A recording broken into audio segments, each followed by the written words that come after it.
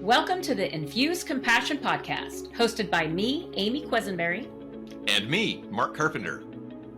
We are on a mission to make this world a kinder place for us all by bringing healthier human connection to communities, families, and organizations of all types and sizes. Our goal is to create stronger relationships, more inspired teams, increased trust, and improved results. So let's get started with more ways to infuse compassion into our world.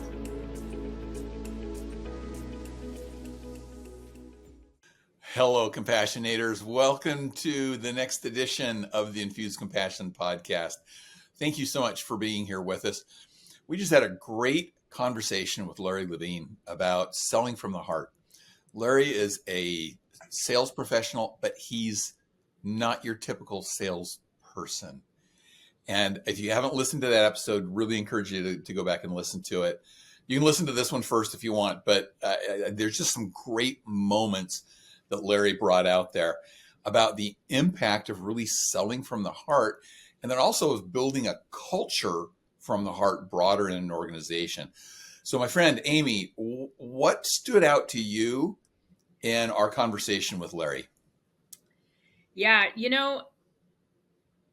he came in like vulnerable, right? Strong and vulnerable. In fact, this is what I told Larry. When the recording was done, the first thing I said is, hey, you know what, Larry, like the energy that I got from the conversation, how you showed up, it was the essence of an oak tree, strong, right? And you in the background, Mark, goes, roots that run deep, or you said something like that, right? Deeply rooted. Yep. Deeply rooted. Yeah. And it was just this strength, this strong voice, big microphone, huge impact, knows who he is, this oak energy, but yet providing so much safety and shelter and protection, right? I mean, it was so beautiful to see. So I wanted to start out with that, which is totally in line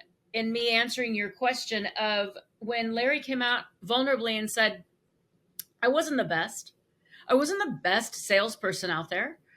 I wasn't. But you know what? I made the decision that I was going to outcare everybody else. And I went, oh my gosh, this man is completely speaking our language. Outcare. I'm going to outcare everybody else. And I loved that statement too. That one just struck me. And think about this, listeners, as you think of sales professionals, as you think of people in sales, does the word caring come to your mind readily? For most people, I don't think it does. Mm-hmm. Amy, and during the conversation, you brought up people who call you and say, hey, I'm so-and-so, I'm a sales professional with this company, and I just want to connect with you. But then they don't really want to connect. They want to hard sell you something. That's right. And I'm not an idiot. I can tell them that. I just had this call the other day. Literally, I was like, this is gross. Like, I literally felt like you told me one thing. And I literally am like, I feel like you think I'm stupid. That I can't tell that you're not leading me to a sell. And I'm gracious and I don't. And I take it. And then when the hammer falls, I'm like, thank you, but no, thank you. But what I want to say is thank you for wasting 30 minutes of my life. Yeah. And as you were talking about that, I had the thought, it's even worse on LinkedIn.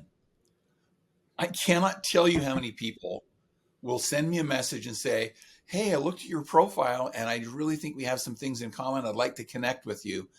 I connect with them. And the next thing I get is, hey, I want to sell you this. And it just feels wrong. And it does not feel caring. And it feels disconnected.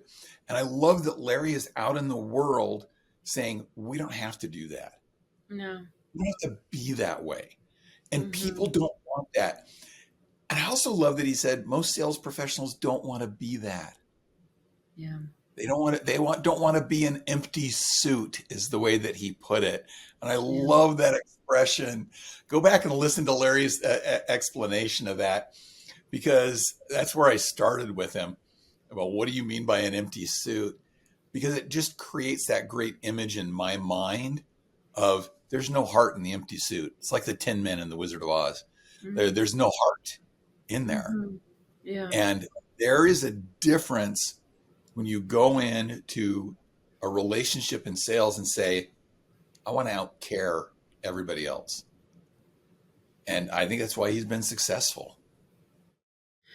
Well, and I loved, there was a point in our conversation where I think it may have been around the time that I asked, what about when the product, like if people are struggling with the product that they're selling?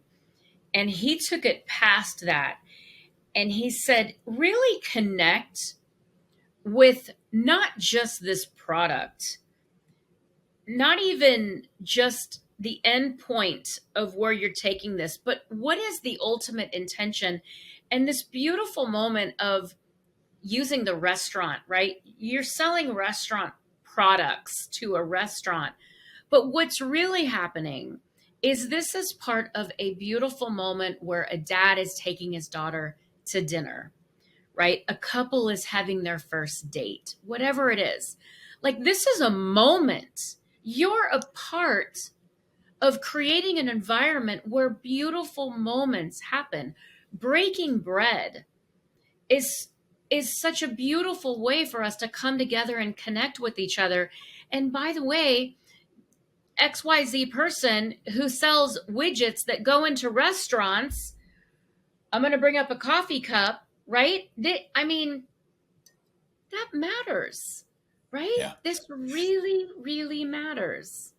And the other point that he made when that part of the conversation was around connecting with yourself, that a lot of times sales professionals get into this mode of churn and burn because they haven't really connected with their own values. And I think this is where all of our listeners, it doesn't matter if you're in sales or not, can make a connection to that.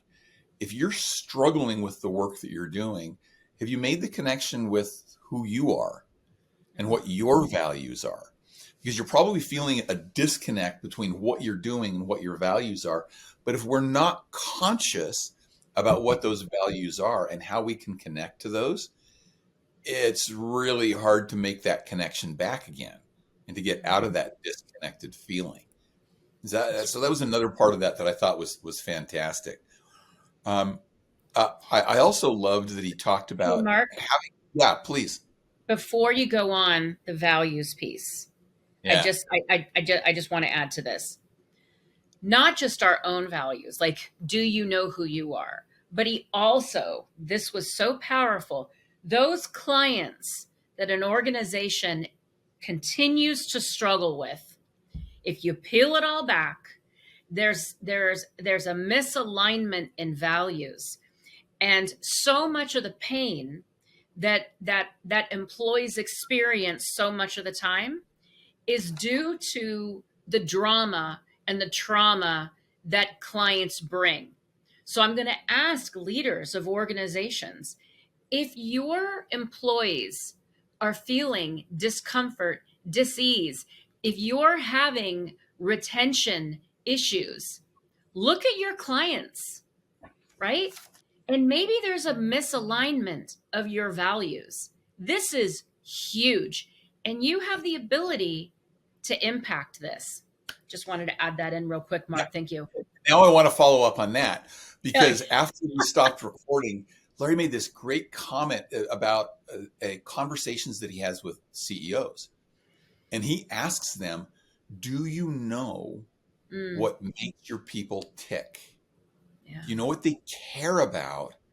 And do you know what they're capable of? Yeah. Do you know what they care about? What makes them tick? And do you know what they're capable of? I think anybody in a leadership position, that's a question you should ask yourself. Mm-hmm. And you should really look at, how well do I know what motivates my people? Now, there are all sorts of great assessments out there around this too that you can use to help you with that. But just even having the the caring to say, what does make my people tick? What do Mm-hmm. they care about? And what are they capable of? Yeah. Are they capable of more than they're bringing to the table? I think that's such a great place to start, to have a culture of compassion, not just compassion in sales, but a culture of compassion within your organization. And imagine how that employee feels Yeah. when they know that their leadership knows that about them and actually does something with the information. Wow. Think about the synergy that happens. Think about the reciprocity. Think about the connections that are happening because we have this information, we know this information, and we're acting on it, right? Yeah. That's transformational right there. Yeah. And so as we're talking about culture of organizations and how it can be transformational, I'm concerned, I'm guessing that there are some listeners who are going, yeah, but my organization's not like that. I'm kind of stuck here. I like what I do. I believe in it. I believe in what I'm doing, but the organization isn't going there. Larry, in part of his conversation with us, talked about having the tough conversations with leaders. Mm-hmm. When he decided he wanted to outcare every other sales professional, he was still getting leadership who was pushing him on, no, use this script. No, you gotta produce more. You got to produce faster. You got to push this customer harder. And he had the conversation with him that said, I get where you're coming from. I want to meet goals too. Will you give me a chance to try a different way? Will you give me a chance to try something different? And if it doesn't work, then I'll go back to your way. But I have a feeling that this is going to work. Mm-hmm. And he talked about making the connection between short-term behaviors and long-term goals. Yeah. Long-term goals about built, not just about numbers, but about relationships and about helping other people and about being there for them, and the connections that you're making. That connection to that kind of long-term goal makes your day-to-day behaviors a little bit different. And I love that he said, I didn't see change. Like after the first conversation, I didn't see change. It took me going back and having additional conversation. I think so much of the time people can get brave, get vulnerable, and have those conversations and then think, well, nothing happened. And I just want to put a compassionate lens here from a leadership's perspective. And I want to say to the employee that may be saying, yeah, I've had those conversations and nothing has happened. It doesn't mean that your words didn't matter. Okay. I don't know your manager, right? I get that. But I'm going to venture to say that after your meeting, after you shared this, they went back to their desk and had 15 to 50 things on their list. The majority are probably urgent that they had to go work through. It doesn't mean that your words aren't important. It doesn't mean that they're not valuable. And it doesn't mean that they don't want to action. It's just that sometimes there's so much going on. We're not taking that conversation with us back. It made it to a notepad. It made it to OneNote along with 50 other things. But in the next meeting, bring it up again. Hey, remember when we talked about it? What's at the top of your list? Choose one. Hey, can we start to work on such and such? Right? Keep the door open. Yeah, I think I've mentioned before in earlier podcasts that one of the courses that I teach is called Crucial Conversations. Mm-hmm. And in a reflection, 10 years after the first edition of that book was created, they asked the authors, what have you learned in the last 10 years? And I always remember with one of the comments that Ron McMillan made. He said, we have to remember that it's called Crucial Conversations for a reason and not Crucial Conversation. It's not one conversation.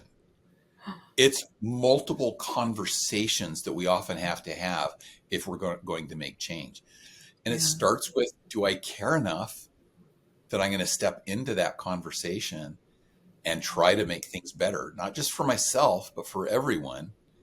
And you're right, Amy. It often takes more than one conversation to be able to make that change, to move that needle. Yeah. And how we're showing up consistently in our conversations, right? If 8 out of 10 of our conversations we're shut down, we're distracted, we go in angry, frustrated, right? Even if 2 out of 10, let's flip it. Even if 2 out of 10 we go in like that, how likely in the other 8 are these people going to really show up and tell us what we need to hear as leaders, to give them what they need, right? How safe of an environment? He's going to outcare. He listens. Larry, I'm speaking of right now, right? He's going to outcare. He's going to listen. Which brings me to, hold on, I totally cut myself off here, but this is really good. He talked about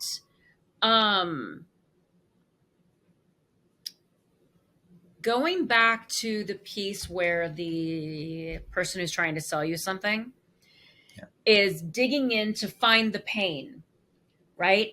Finding the pain. And he's like, yeah, no. Like, how about if we help them find the vision, right? How about if we instead get them talking about, hey, what's working for you? What do you want to see happen over the next year, 2 years, 3 years, 5 years? What does that look like? Wow. Like, and I remember I had like this visceral reaction to what he was saying almost, where I'm like, yeah, this person's calling me. And I'm like, you don't think I know what my struggle is? Like, I was frustrated that more people aren't doing what he's talking about. Yeah. That we really need to tap into that piece. And that's standard sales talk. Get to their pain, address their pain. We talk about that all the time. They talk about that in advertising all the time. You got to address their pain point. And so I love the way that Larry turned on that too. The other thought that I had along that vein was, if I don't have a relationship with somebody, how much do they want to talk to me about their pains? Yeah. How much do they want to open up to me about what's wrong in their lives, in their companies, in their team, in their organization? They probably would be more willing to talk to me about, what do you see as your vision? What are your hopes and dreams? What are the positives that are going on? And then talk about how they're going to get there. And so that was the other thought that I had. I don't want to come to a stranger that I don't trust and start talking about my pains. Yeah. But a lot of times sales professionals will try to do that. They'll try to draw out that pain as the first thing. I love his switch on that. Mm-hmm. Yeah.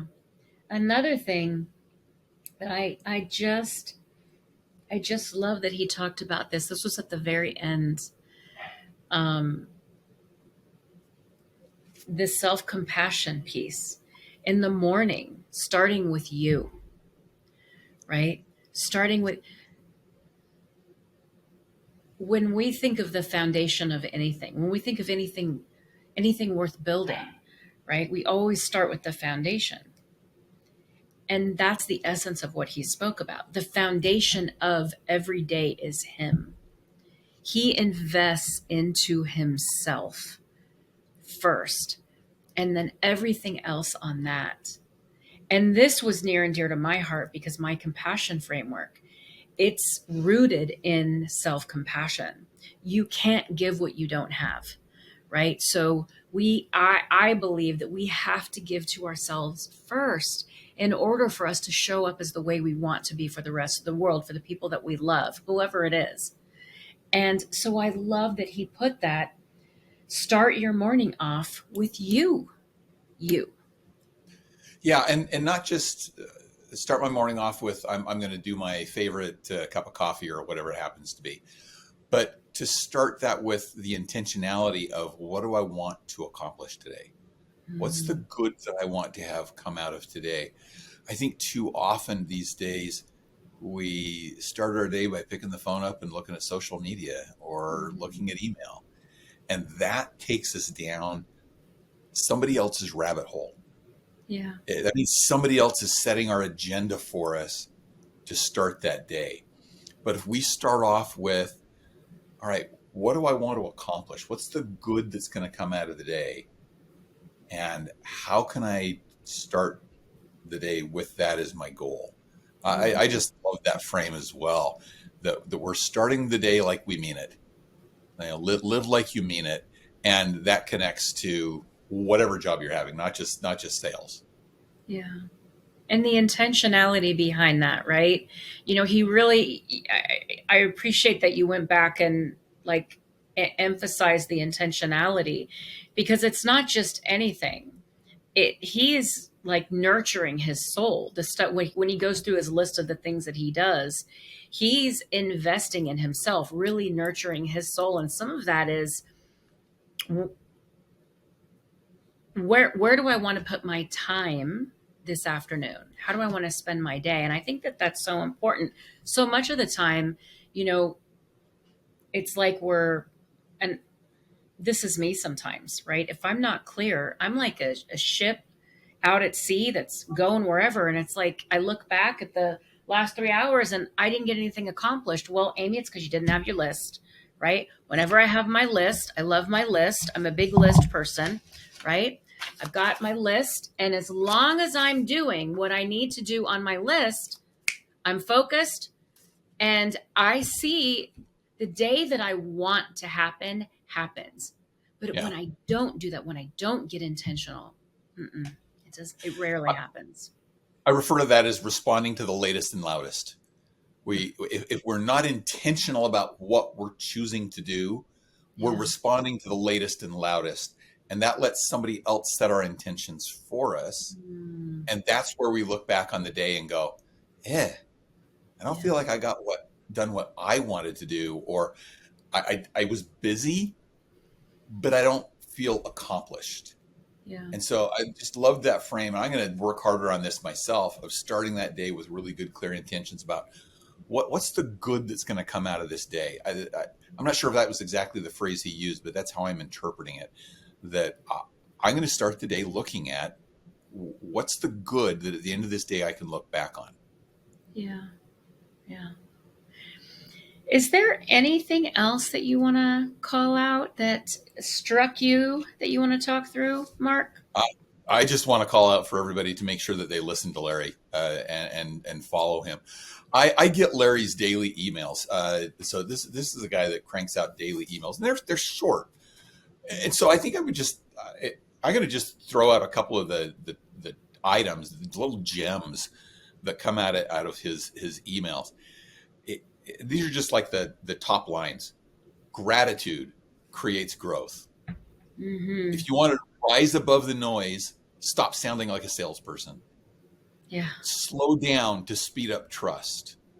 Listening generously is an act of the heart.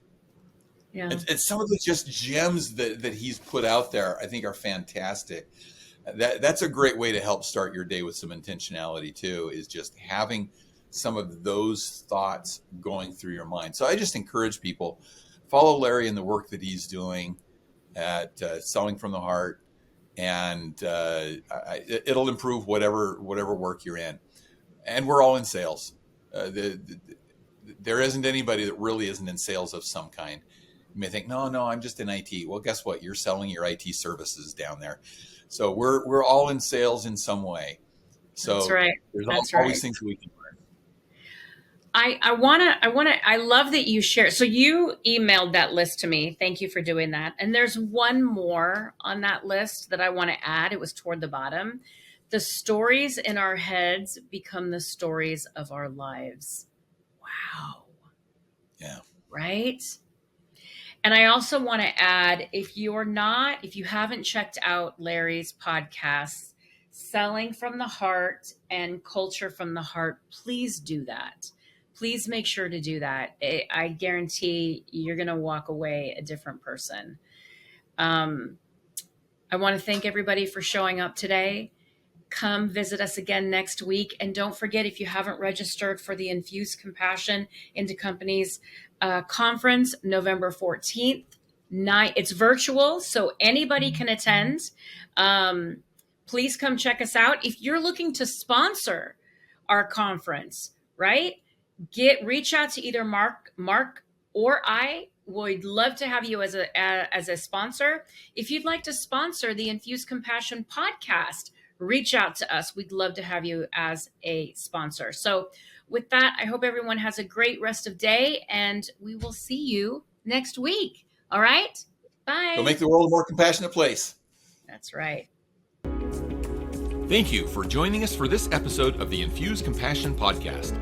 If you enjoyed the conversation, please share a review and like the podcast so other compassionators can join us. Until next time, let's all do something each day to infuse compassion into the world.